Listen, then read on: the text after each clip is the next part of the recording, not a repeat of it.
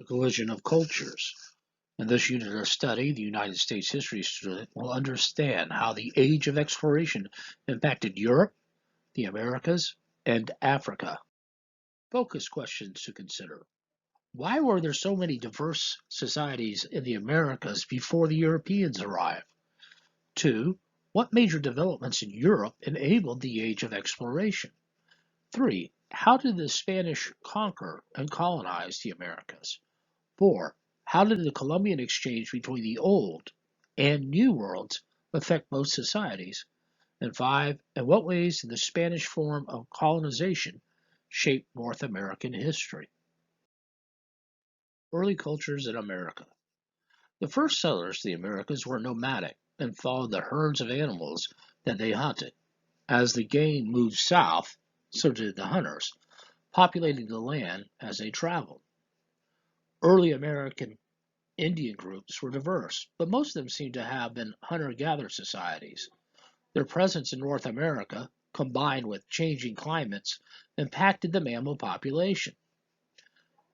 By around 7000 BC, many American societies turned to farming, with either a more permanent or semi-permanent resident structure. Other groups remained hunter-gatherers or semi-nomadic societies. Government impacted these decisions, as did trade routes and communication with other groups. Maize, corn, beans, and squash were the primary food groups for many of these societies, but they also grew a large variety of other crops depending on their region. The Mayas, Incas, and Mexica. A fresco depicting the social divisions of the Mayan society, a Mayan priest at the center is ceremonially dressed. Permanent farming towns emerged in Mexico around 1500 BC, populated by the Mayans.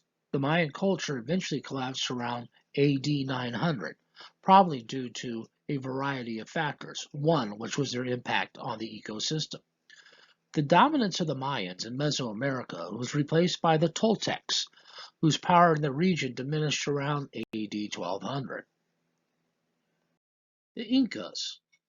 The Inca Empire, named for their leader, or Inca, in the Andes Mountains of the western South America, made up a realm about 2,500 miles by the 15th century, created a highly centralized state with Cusco as its capital. Inca means ruler, and then they expanded the empire, divided into four quarters ruled by a governor. The Empire of Roads. 24,800 miles north and south of roads were built in the Andes Mountains. Farther south, in present-day Colombia, the Chickapows built an empire similar to that of the Aztecs, but on a much smaller scale. The Mexica, or Aztecs, were known for their military prowess.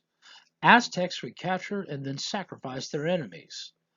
The Mexica, known as the Europeans as Aztecs, moved from a place that they claimed was the original homeland, Aztlan, into central Mexico. By about 1325, they had taken over control of most of the area of today's central Mexico, and they built their largest city, Tenochtitlan, now Mexico City. This society dominated the region and awed the Spanish conquistadors, or conquerors, with their power, trade, connections, marketplaces, and buildings. In addition, the Mexica were highly religious. Their polytheistic religion includes deities connected to natural elements around them, such as the sun, moon, stars, and animals. The religion of the Mexica and most other Mesoamerican societies required the regular offering of live human sacrifices associated with elaborate rituals. Most of the human sacrifices were more vulnerable members of society, including those captured in war, slaves, women, and children. The Mexica's warfare and capture and demand for tribute and human sacrifices from those around them would help Hernan Cortes, a Spanish conquistador, his men to conquer the Aztecs in 1519. North American civilization. Small kinships. The family, village, and clan were the most important social group. Kinships such as cousins, aunts, and uncles were the cement which held the Indian societies together, creating complex social obligations. These kinship bonds of the community were more binding than the nuclear family itself, and Indians didn't normally think of being bound to a spouse for their entire life, but maintained a kinship which lasted for life. So divorce did not upset the social order. Oral traditions, their histories were not written down, but passed along orally through storytelling. For their religion, Indian religion ranged from belief in a supreme deity to pure shamanism. Medicine men aided the tribes with their supernatural powers. Most Indians explain the origin and destiny of the human race through myths passed down by storytellers during religious ceremonies. Native American religion revolved around the assumption that all nature was alive and all in nature pulsated with a kind of a spiritual power, a mysterious, awe-inspiring force emanated out of all in nature which affected human life for both good and evil, and this force united all nature in an unbroken web. Indians pursued access to this power of spirits mostly through dreams and vision. War among Indians, however, was described more as a pastime than a conquering and subing of enemies, but it was the responsibility for every man in the tribe to become a warrior, to protect the clan. In many North American Indian societies, kinship ties to marriage, birth, or ritual adoption help tie the clan together. As bands of clans form together, tribes, these kinships ties remain important for trade, alliances, and belonging. Exile from the tribe was one of the worst forms of punishment for any of these societies. Gender roles varied among nations, but men tended to be the hunters, warriors, and leaders. Women sometimes had political power, or at least a say in the leadership decisions, especially in the more hunting based societies where women led in the villages while men went to hunt.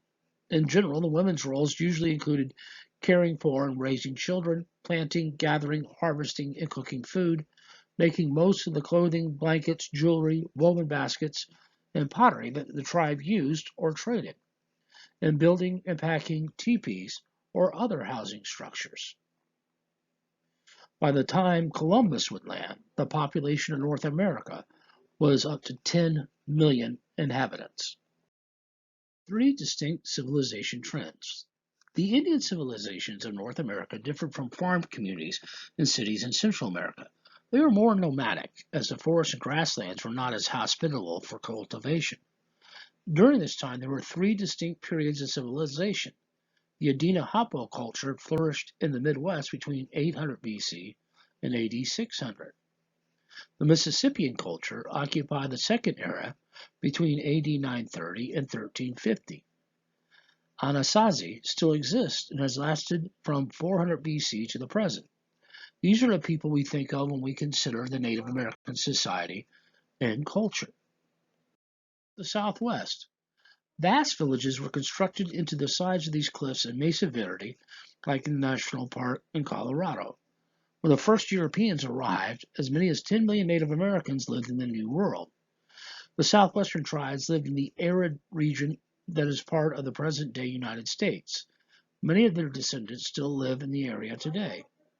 The Holcomb people migrated north from today's Mexico into the southwest and used irrigation to help them cultivate maize and other crops. The Anasazi, ancient ones, are the best known for these Pueblo, town dwelling, a name given by the Spanish cultures. The Northwest. The northwestern tribes were involved in fishing, whaling, and sealing. Abundant food sources from the sea and the edible plants helped make these groups dense in population without having to work as hard to cultivate them. Their social structure was divided into leaders, chiefs, commoners, and slaves, who were usually captives of war. The three largest tribes were the Haida, Quaracutu, and the Nootka. The Plains Indians lived on the Great Plains of North America, principally nomadic. Their seasonal migration patterns generally followed the great herds of bison, provided them their primary sustenance. Adena, Hopewell, and later Mississippian societies were set apart by the religious and burial mound building. The Adena and Hopewell societies developed in the Ohio River Valley region in the period around 600 BC to 200 AD. The Mississippian culture developed in the area east of the Mississippi River during the period of 800 to 1500. These cultures developed trade networks across much of North America and the Gulf of Mexico to present-day Canada, and from the Atlantic Ocean to the Rocky Mountains. Chocaya was built near the confluence of the Missouri and the Mississippi rivers in present-day southwest Illinois, across from St. Louis. It was the largest of the Mississippian settlements, with a population around 15,000 people at its height. The farming and trading community built large mounds with temples on top. Around 1300, the people of Chocoya dispersed and the settlement was abandoned. The eastern woodland tribes are composed of three regional groups: the Algonquin, the Iroquois, and the Muskegon. Each of these had subgroups within them. Primarily, they were fishers and hunters, with some rudimentary farming as well. The Algonquins were the first societies that Europeans encountered in North America. This group lived in the area from along the New England Atlantic seaboard to the Great Lakes, as well as in today's upper Midwest and south into today's New Jersey, Virginia, and the Carolinas. The Iroquois extended their territory from the formation of the Iroquois League and became the major rival of the Algonquins. They tended to live in the west and the south of the Algonquins. The eastern woodland Indians generally spoke the Muskegon language and lived along the Gulf of Mexico and in other southeast portions of today's United States. European visions of America. Before 1400, the Catholic Church was the only unifying force after Rome's fall in 476. The Church preserved learning, education, and art. Europe looked to the Church for unity and stability. People in Europe lived under feudalism, which was a political system which you looked to one person to protect you, a lord or a knight, who was trained. In return for protection, you paid him in part of everything you produce, kind of like a tax. This was during the Middle Ages, and it was a relatively stable area because not one strong nation government existed. This, of course, would change with the Crusades, in an effort of Christian Europe to take Jerusalem back from the Muslims. The Crusades from the 10th and 12th centuries opened the eyes of many to a different culture and different products, and laid the foundation for a reawakening. Feudal society crumbled as new structures of society developed, resulting in exploration, discovery, and immigration. With the growth of commerce, the discovery of new goods from the Far East, such as beautiful tapestries, spices for preserving food and flavoring of monotonous foods, drugs for healing, silks, and new foods that returning crusaders either bought back or talked about, created demands that were huge for such products. New trade routes developed to meet these demands and to lower the cost of the goods. As trade expanded, new sources of gold were sought to pay for these goods. This brought about the growth of cities. The concentration of capital produced urban centers and strong emerging banking families like the Medicis in Italy to control the money flow into an area. New alliances resulted between the wealthy banking and the ruling families. The rise of commerce and the resultant collection of capital created an access to capital which ruling families made available increasingly for exploration and possible colonization, which brought about capitalism. Finally was political changes in Europe, resulting in the consolidation of powerful monarchies which could mobilize natural resources for the development of empire, with Spain leading the way. Early European states were smaller fiefdoms ruled over by an individual nobleman.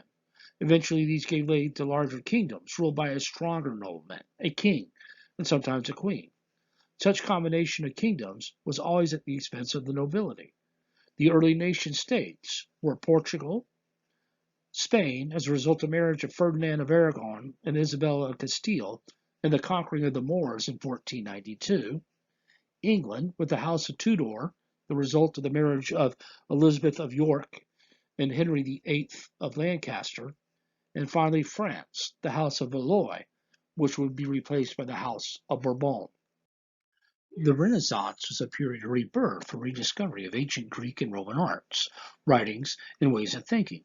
Although the Renaissance did not teach all parts of Europe equally, the new pattern of thinking that resulted, especially the emphasis on humanism, helped shape decisions among the intellectual and economic elites.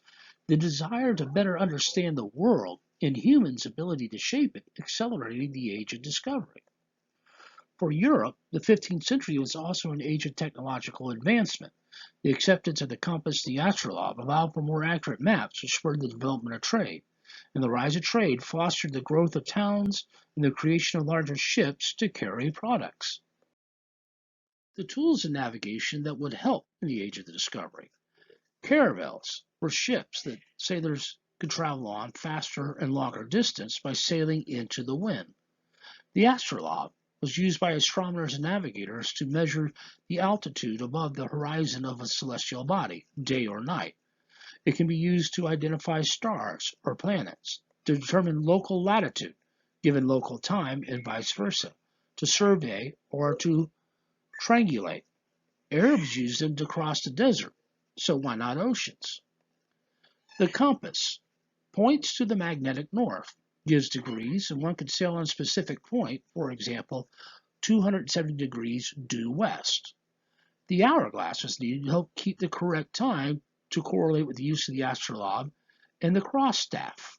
The cross staff was used to determine angles, for instance, the angle between the horizon and Polaris or the sun to determine a vessel's latitude, or the angle between the top and the bottom of an object to determine the distance of said object if its height is known, or the height of the object of the distance is known, or the horizontal angle between the two visible locations to determine one's point on the map.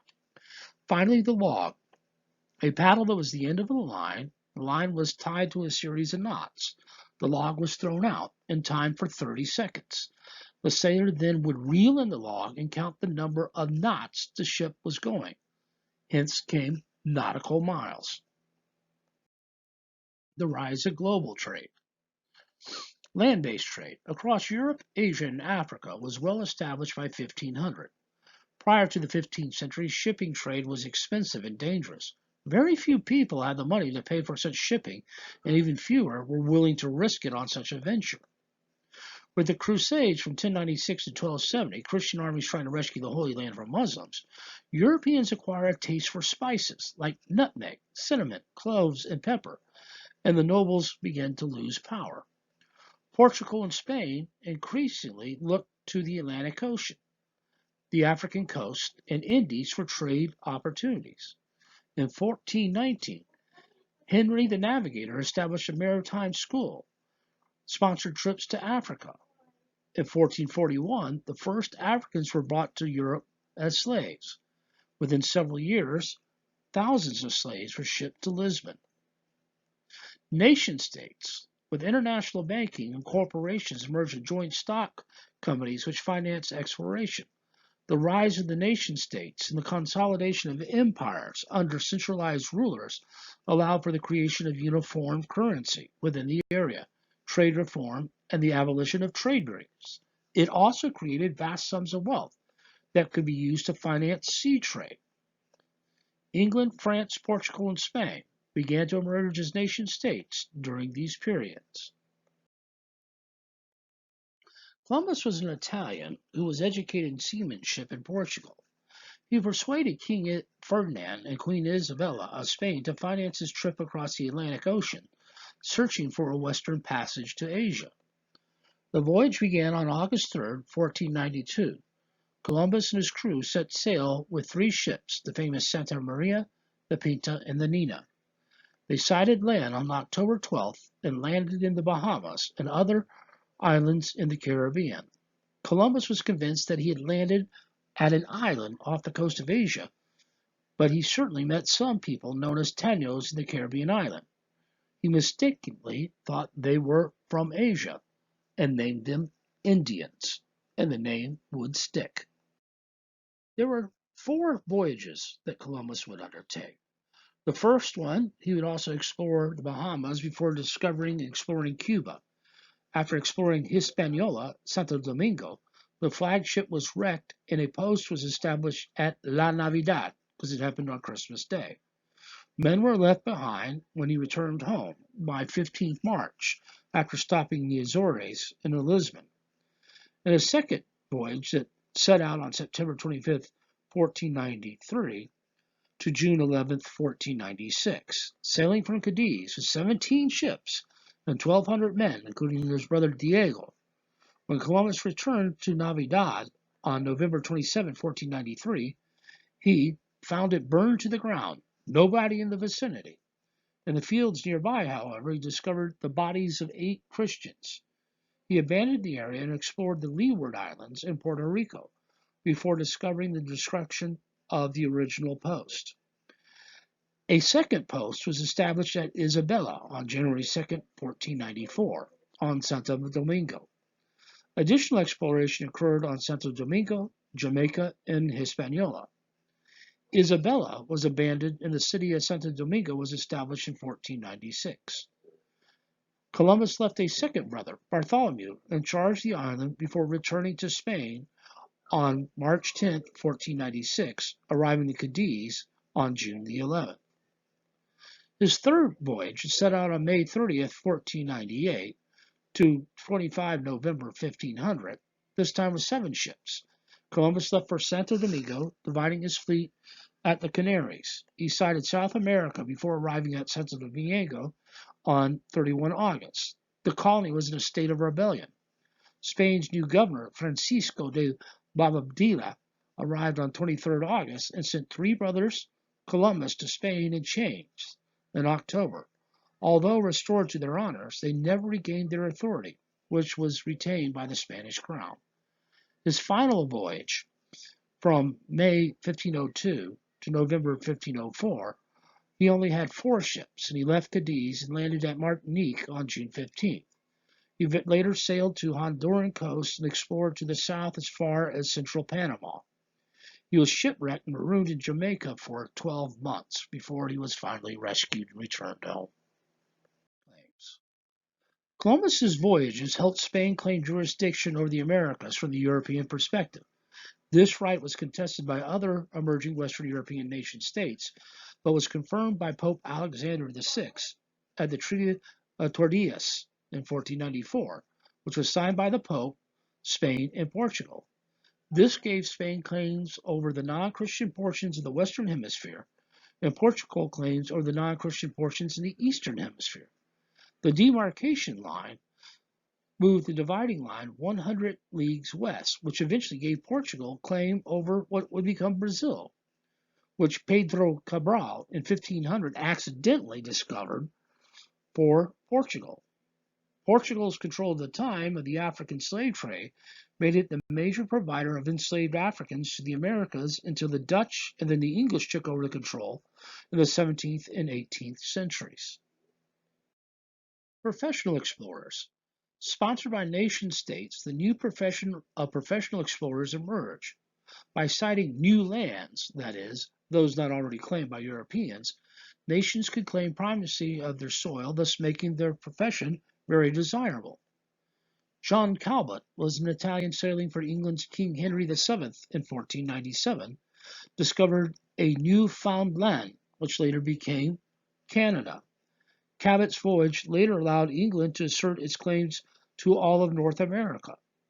Political, economic, and religious conflict in England and its closer Irish colony, combined with conflict with nearby France, undermined further attempts at English colonization until the 1600s. Amerigo Vespucci was a mapmaker named Amerigo Vespucci was the first to suggest in 1499 that the new landmass encountered was too large to be an island and must be a continent. America was named in his honor. Other European explorers, such as Vasco Nuez de Balboa, explored the Americas. Balboa became the first recorded European to see the Pacific Ocean from the New World in 1513, having landed at the Isthmus of Panama and traveling west. Ferdinand Magellan and Sebastian Delcano sailed on behalf of the Spanish. Ferdinand Magellan's crew would be the first to circumnavigate the globe, Although Magellan did not live to complete the voyage, after Magellan's death in the Philippines, Sebastian del Cano led the vastly diminished crew back along the more familiar regions of the East Indies, Indian Ocean, and up to the Atlantic Ocean to Spain. Only one of the 5 ships would return. Religious conflict in Europe. Martin Luther. A theologian and critic of the Catholic Church, Luther is best remembered for his 95 Theses, an incendiary document that served as a catalyst for the Protestant Reformation. At the same time that Spain was colonizing the Americas and Portugal was colonizing the African coast in Southeast Asia, much of the rest of Western Europe was at war involving the Protestant Reformation. England and France, the only 2 other nations capable of contesting Spanish settlement in the New World, waged a series of wars rooted in political, economic, and religious conflict that occupied the majority of their time and resources. Martin Luther began the Protestant Reformation by proclaiming a list of abuses of the Catholic Church. Although Luther intended to begin a conversation that we had hoped to reform the Catholic Church, his teaching sparked a religious movement that led to the establishment of different denominations, subgroups within Christianity, that all considered themselves to be Protestants, originally those who protested almost certain Catholic dogmas or religious teachings. John Calvin's writings also changed the way Christianity was preached and persuaded many people away from the dogma taught by the Catholicism.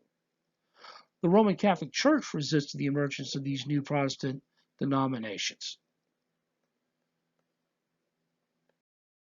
This resistance towards the Protestantism was called the Counter-Reformation. The Catholic Church laid its claim that it was the only Catholic universal Christian church. In Eastern Europe, the Orthodox Church continued to assert its own claims as a church with the correct doctrine. Some Catholics, such as Ignatius de Loyola, sought to spread Catholic teachings throughout Europe, the Americas, and elsewhere. Loyola established the Society of Jesus, known as the Jesuits, who became known for their militant commitment and for their courage as missionaries and teachers. During the period of 1545 to 1563, a special ecumenical Catholic Church Council, the Council of Trent, was held to clarify Catholic doctrine and reforms. Reformation in England. Largely political reasons prompted Henry VIII to begin the reformation of the Church of England, the Anglican Church. He wanted a divorce from his wife, who was aunt to the Emperor of the Holy Roman Empire and the protector of all things Catholic. When the request was denied, Henry established himself as the head of the church and divorced her. Although Henry VIII probably used the religious tensions as an excuse to increase his own authority, many Anglicans were sincere in their beliefs, and Calvinists such as Puritans sought to further purify the Church of England from Catholic teachings and practices. After Henry VIII died, his son Edward VI became king. He ruled until his death in 1553, when his Catholic half-sister, Mary, took control after deposing Lady Jane Grey. During Mary's rule, she attempted to re-establish Catholicism as the official Church of England, especially after marrying Philip II, the Catholic Holy Roman Emperor and King of Spain and the Netherlands. After Mary died, her Protestant half-sister Elizabeth became queen.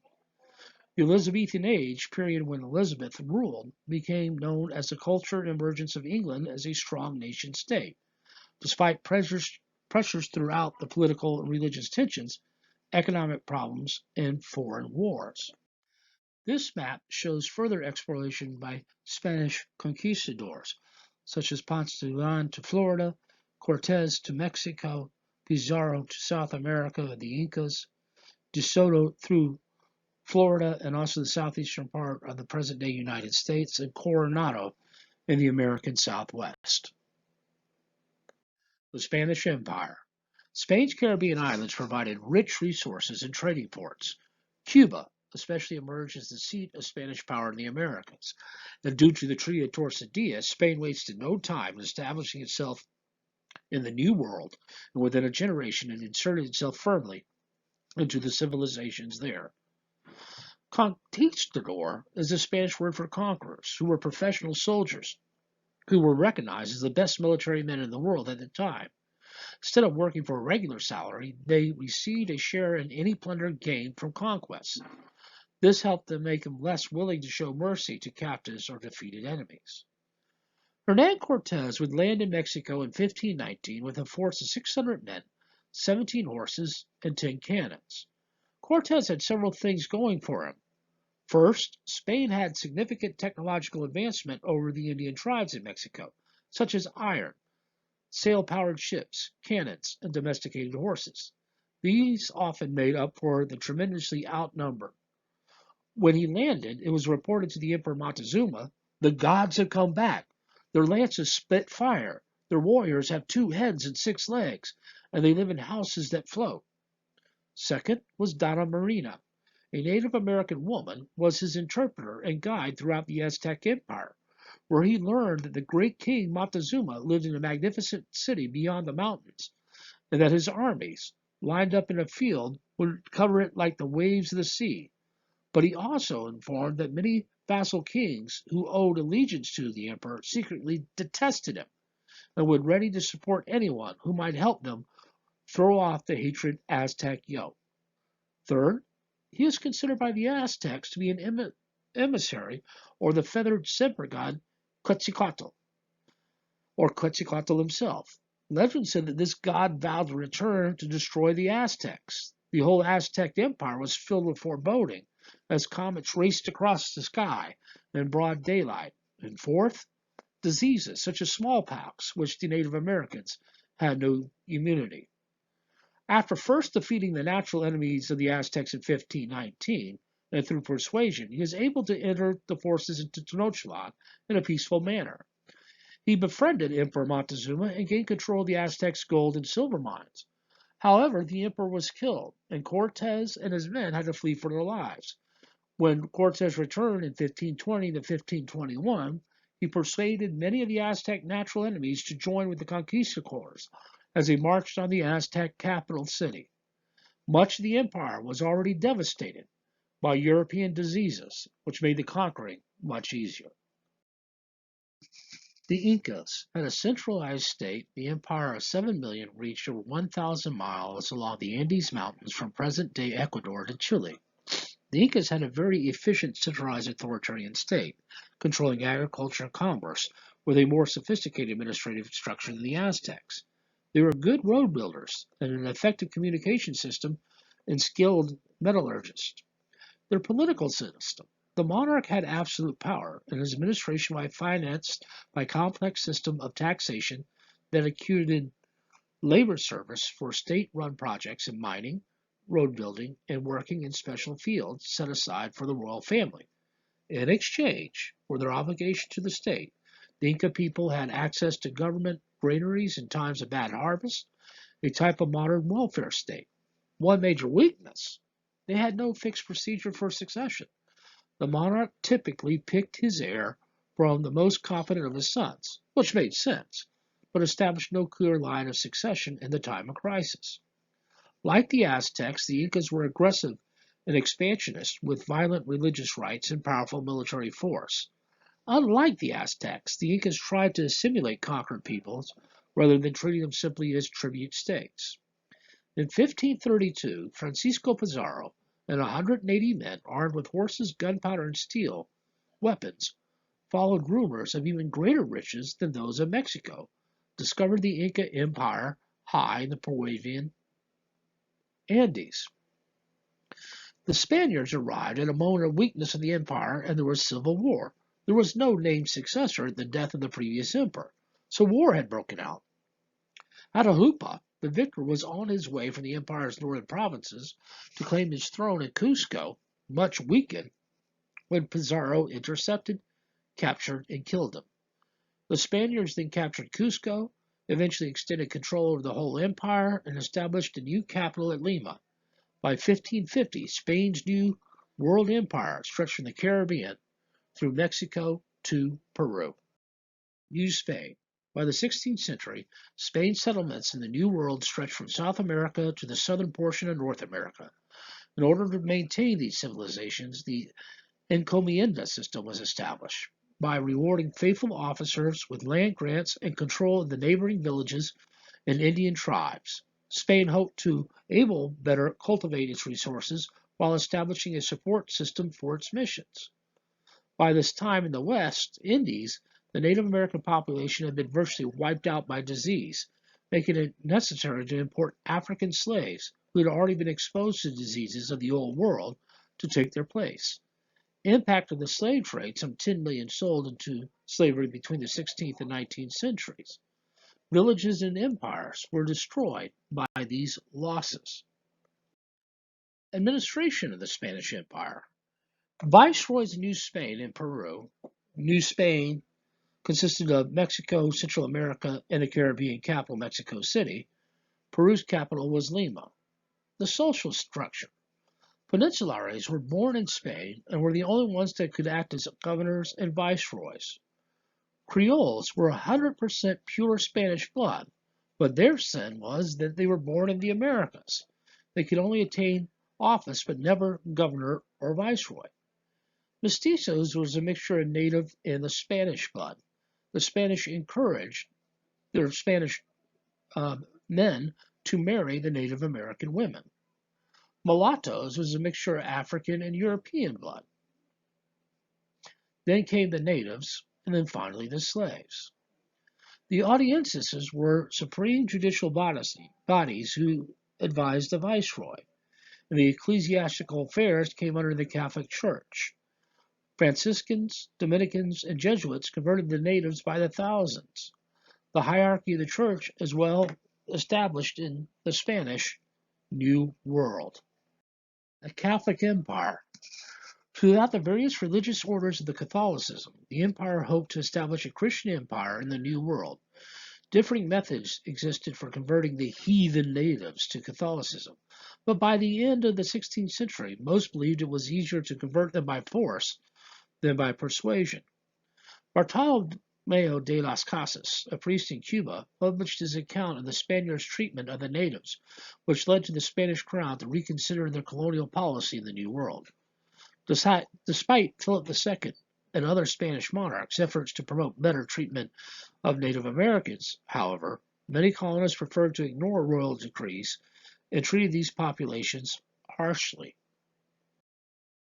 The Columbian Exchange. The two continents were very dissimilar in the manner of plants, animals, devices, and diseases.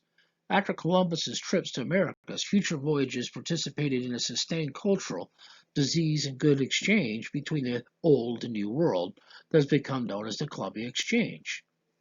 Animals new to the Old World, including the flying squirrel, iguana, catfish, rattlesnake, and armadillo. Animals new to the New World included horses, cattle, pigs, sheep, and goats.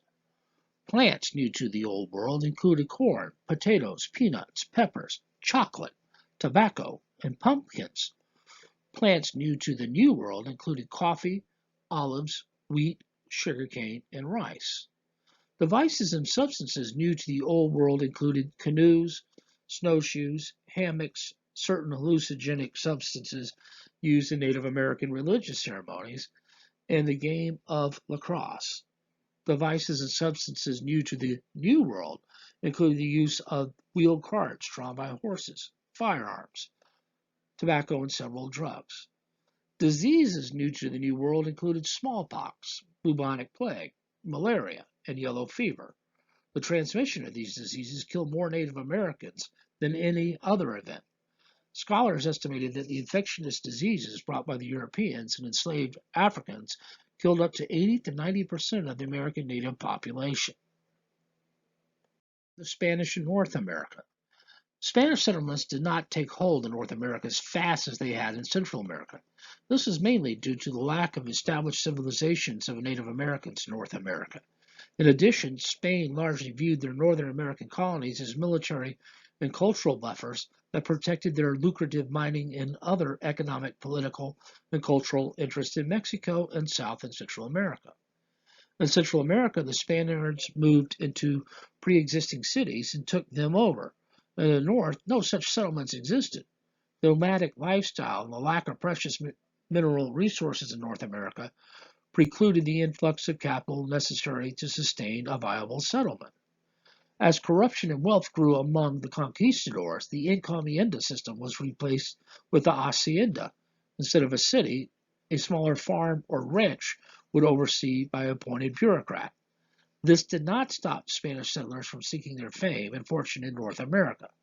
With time, Spain's American empire became characterized more by its organized bureaucracy than by its earlier exploits of the conquistadors. Spanish Florida.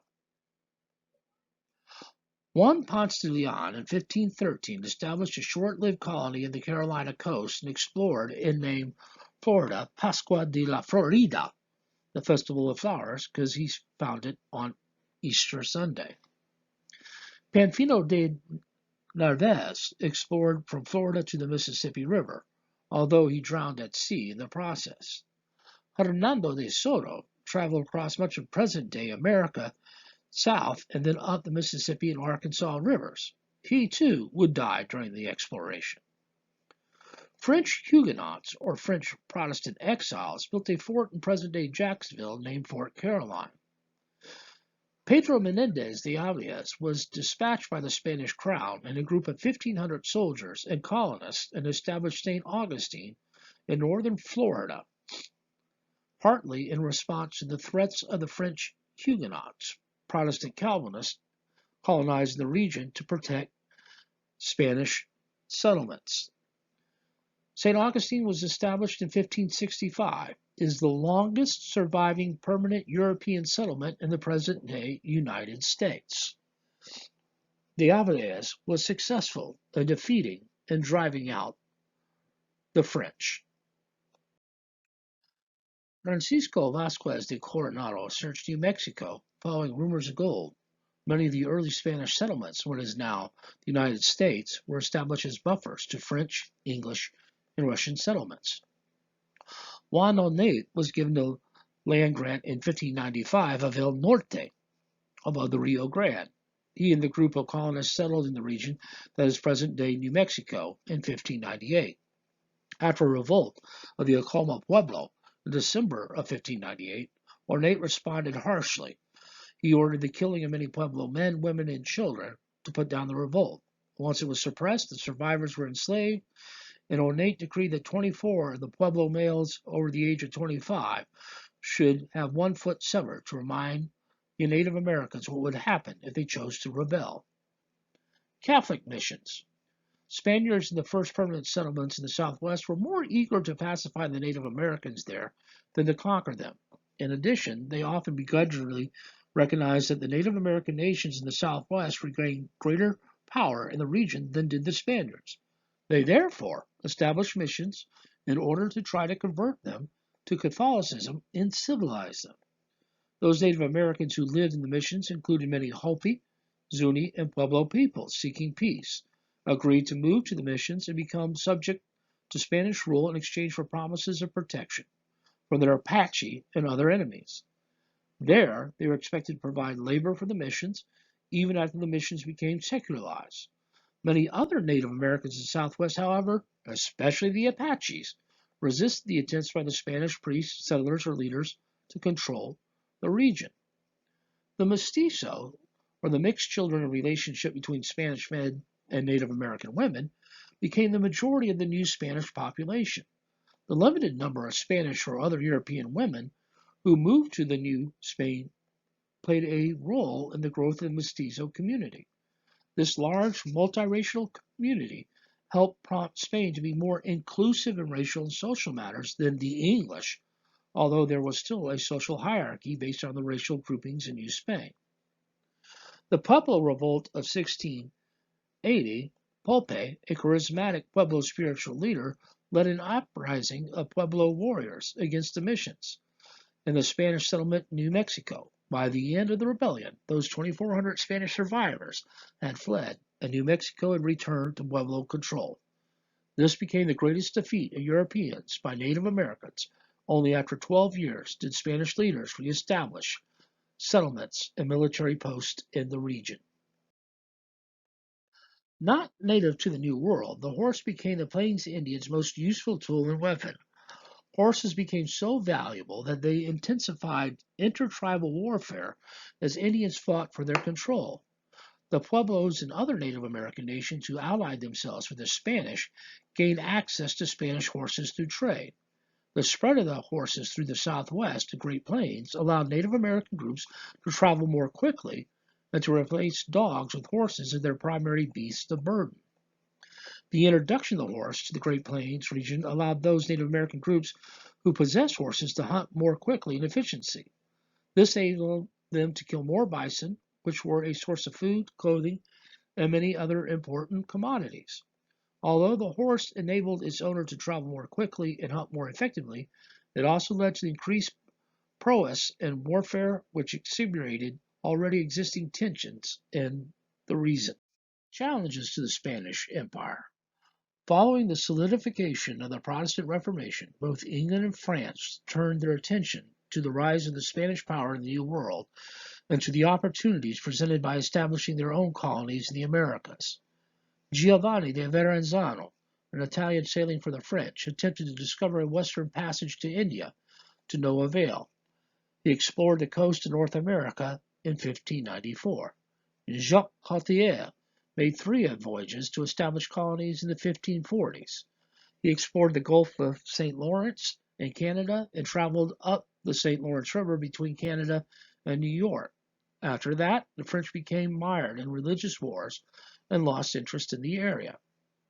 Samuel de Champlain became known as the father of New France for successful expeditions to the region in the 1600s. The French became involved in a lucrative fur trade in Canada and the New France region. Samuel de Champlain led this effort, and the fur trade remained important to the French, and ultimately led to the establishment of trade posts and settlements in the Illinois, Ohio, and Mississippi River valleys. Here we see the globe indicating the English, French, and Dutch explorations. As we can see that the French mostly settled in the northern part of what is Canada, the English around the middle part of North America, and the Dutch would actually get right to what is center to what would become New York. The Dutch Rebellion. The Netherlands had passed to Spanish control and revolted against the rule in 1567. The Netherlands Rebellion lasted until 1648 when its official independence was recognized. Despite its ongoing rebellion and England's support for the rebels, both the Dutch and the English continued to benefit from lucrative trade with Spain and its colonies. The defeat of the Armada. Queen Elizabeth actively worked to subvert the policies of the Spanish, but not to encourage an actual warfare. She walked a fine line with her privateers, led by John Hawkins and Francis Drake, the English sea dogs, who were actually stealing from the gold fleet ships that are coming out of Mexico and Peru. Elizabeth always denied she had any part of it, but when King Philip II finally got wind of who was behind it, he was seeking war. Elizabeth's most dire threat to her throne came in the form of the Spanish Armada, which was dispatched in 1588 by King Philip II of Spain to defeat the British Navy and remove Elizabeth as queen, partly in an effort to stop English support of the revolutionaries in the Netherlands. The Invincible Armada was destroyed in a storm on the way in 1588, and the Armada was thus defeated when the English used fire ships to go against the huge Armada. This is a turning point in history because England gained a free hand in establishing settlements in the New World and began to rise as the new world power as Spain declined. English exploration in America.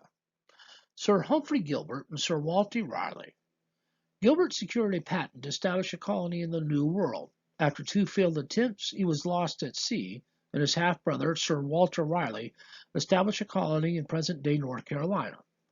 The expedition searched the North American mainland, which he dubbed Virginia, in honor of the Virgin Queen, Elizabeth I. They spied on Spanish defenses in the Caribbean and landed on Roanoke Island before returning to England. The first attempt established the colonizing party in April of 1585 to Roanoke Island, leaving Lane in charge. The colonists abandoned the area in June of 1586. Returning to England with Sir Francis Drake, Grenville returned with supplies to find the colony abandoned and left 15 men.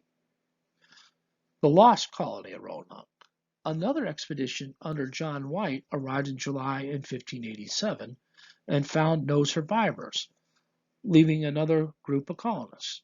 White returned to England 1 week after his granddaughter, Virginia Dare, who was born on August 18th, the first English child to be born in the New World. Unable to return until August of 1590 due to the Spanish Armada, White found no trace of the colonists except for the letters Croatan carved in a tree, the name of a neighboring tribe. A final expedition dispatched in March of 1602 made a futile search for survivors. None was found. Recent evidence has revealed that the colony experienced a severe drought during the time he was gone. And so ends the first unit on the clash of cultures.